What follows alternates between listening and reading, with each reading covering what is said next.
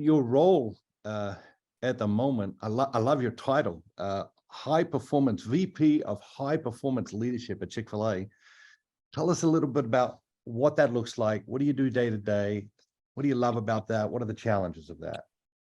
Okay, I heard 3 or 4 really good questions there. So the organization chose that title for me, and I serve at the pleasure of the organization. So that is in fact my title.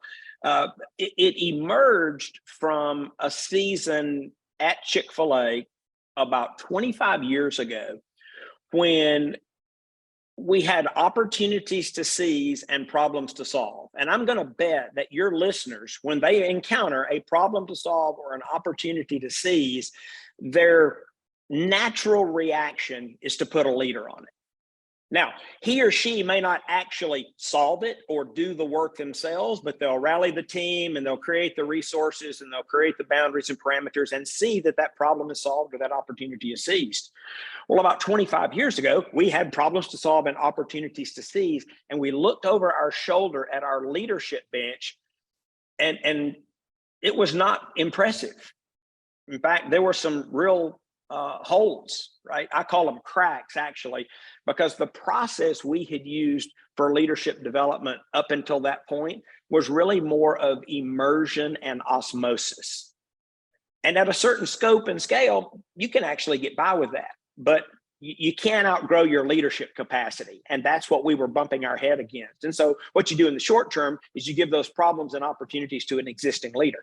Again, that's a brilliant short-term play. That is a tragic long-term play, because you're going to wear those people out. You're going to burn them out. It's not sustainable. And I've never seen an organization outgrow its leadership capacity. So in the face of that, our executive committee asked me to solve that problem. And so I did what I've been doing throughout my career. I surround myself with really smart people, and I say, guess what we get to do?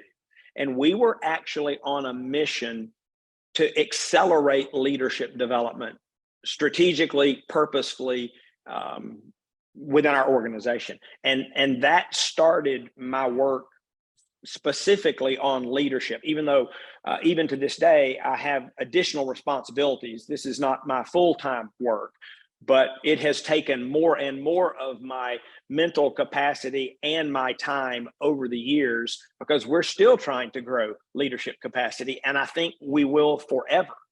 I think it was our buddy, John Maxwell, that said, everything rises and falls on leadership.